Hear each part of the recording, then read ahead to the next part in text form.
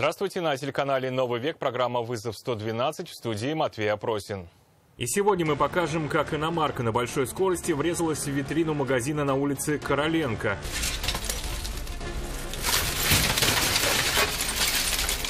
Пострадали 3 человека, в том числе 1 ребенок.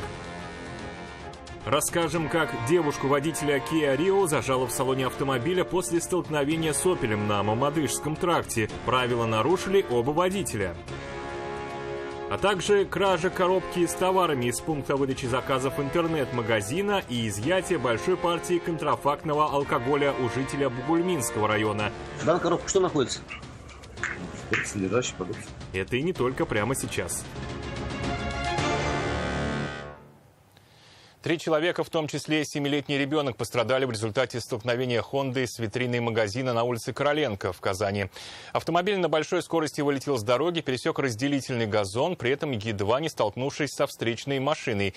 Японская иномарка вылетела на тротуар, чуть не сбив пешехода, и остановилась, врезавшись в витрину. Всех, кто был в автомобиле, срочно госпитализировали.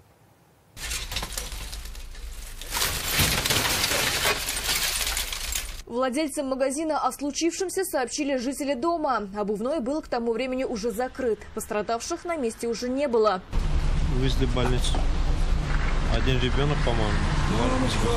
Работникам магазина оставалось только убирать разбитое стекло и подсчитывать ущерб. Менять надо все остекление. Погнулись рамы, и новое стекло в них уже не вставить. Был поврежден и сам товар. Товар. Товар, да. Ну там это... это обувь. Момент столкновения был зафиксирован камерой наблюдения. Видно, как автомобиль резко сворачивает влево, пересекает разделительный газон, несколько встречных полос. При этом едва не сносит едущую машину. Ее водитель успел остановиться. Чуть не сбивает пешехода и врезается в магазин. Приехавшие на место друзья водителя «Хонды» рассказали, ему стало плохо, такое уже случалось. В машине были 3 человека: 44-летний водитель, его 42-летний друг и 7-летний сын пассажира. Всех 3 с травмами различной степени тяжести госпитализировали. Если помимо полученных в аварии травм у водителя обнаружится и хроническое заболевание, приводящее к внезапной потере сознания, то он может навсегда лишиться водительских прав. Сирина Васильева, вызов 112. В Зеленодольске водитель «Шевроле» сбил 7-летнюю девочку, которая переходила дорогу по всем правилам по пешеходному переходу на зеленый свет. В свою очередь автомобилист проехал на запрещающий сигнал светофора. Все произошло на глазах отца ребенка. Он шел следом за девочкой, пострадавшую с различными травмами госпитализировали. 27-летнюю девушку водителя Kia Rio зажало в салоне автомобиля после столкновения с «Опелем» на пересечении Мамадышского тракта и улицы Натана Рахлина. Удар пришелся как раз в водительскую сторону корейской иномарки. Из салона женщину достали очевидцы аварии. Им удалось открыть дверь машины. Момент происшествия был зафиксирован камерой видеонаблюдения на перекрестке. На записи видно, что правила движения нарушили оба водителя. Девушка поворачивала с Мамадышского тракта налево на улицу Рахлина из крайнего правого ряда, хотя такой маневр там запрещен. На этом участке дороги можно двигаться только прямо.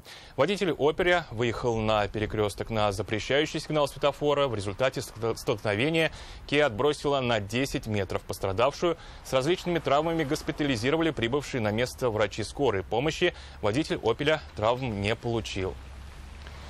Казанские полицейские по горячим следам раскрыли кражу из пункта выдачи заказов интернет-магазина. В полицию обратилась его сотрудница. Женщина заявила о пропаже коробки с товаром на сумму в 36 тысяч рублей. Стражи порядка по горячим следам раскрыли преступление. Они быстро вычислили подозреваемого и задержали его. Мужчина в краже сознался, однако рассказал, что ничего не присваивал, а коробку выбросил в мусорный контейнер. Момент кражи был зафиксирован камерой наблюдения пункта выдачи заказов. На записи видно, что посетителей в этот момент было много. Сотрудница просто не успевала принять новый товар. Часть коробок она забрала, но что-то осталось стоять у входной двери. Этим и воспользовался злоумышленник. Предварительно установлено, что злоумышленник зашел в пункт выдачи товаров в тот момент, когда оператор занимался обслуживанием большого количества посетителей. Пока стоял в очереди, обратил внимание на коробку с имуществом, которая лежала в углу. Убедившись, что за его действиями никто не наблюдает, похитил товар. Он просто взял коробку и вышел. Причем никуда не торопился, делал все не спеша. Благодаря в том числе и этой записи оперативники быстро установили личность подозреваемого и задержали 38-летнего мужчину, неоднократно до этого судимого за совершение краж.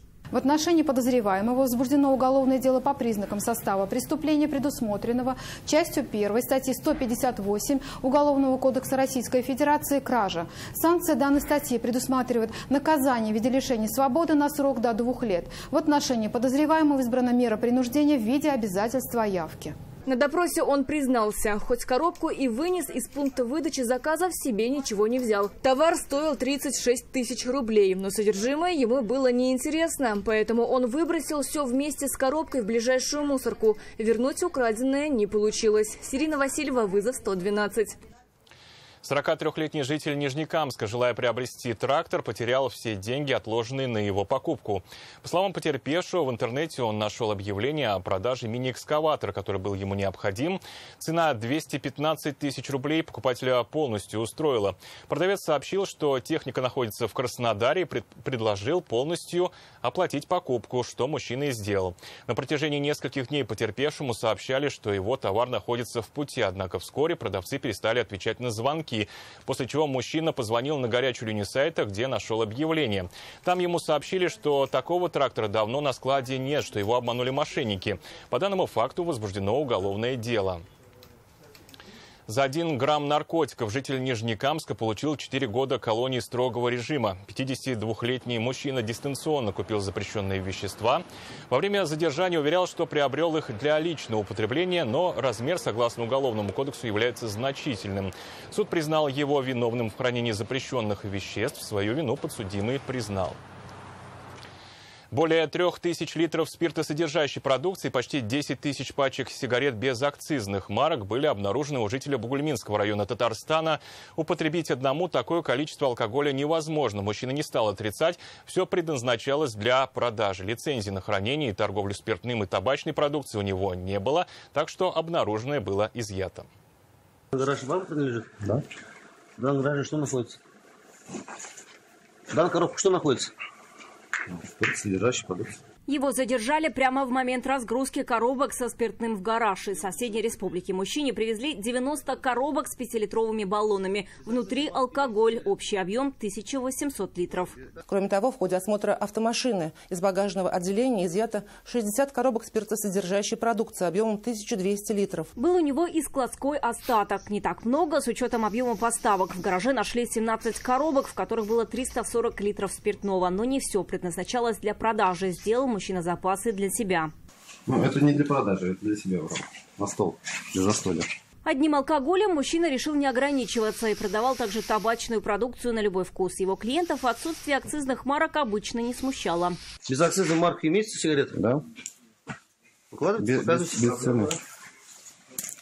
Нет, коробку можно просто вытащить и все. Дела у мужчины, вероятно, шли неплохо, но ровно до тех пор, пока на пороге дома не появились оперативники Управления экономической безопасности. Деньги в бюджет от своей деятельности он не платил. В результате проведенных мероприятий в общей сложности изъято 3340 литров спиртосодержащей продукции и 9200 пачек немаркированной табачной продукции. Изъяли у него все и отправили на экспертизу. Исследование должно установить, соответствует ли продаваемый им товар существующим нормам или опасен для жизни и здоровья потребителей. Исходя из этого будет приниматься процессуальное решение. Вероника Гайнутдинова, вызов 112. И это все, о чем сегодня мы успели вам рассказать во всех происшествиях. Вы можете сообщать нам по телефону 570 50 50 или на мобильный 8 9869 112 112. Также мы доступны в социальных сетях. Присылайте видео, снятое вами. В студии был Матвей Опросин. До встречи. Не бросайте вызов судьбе. Вдруг она его примет.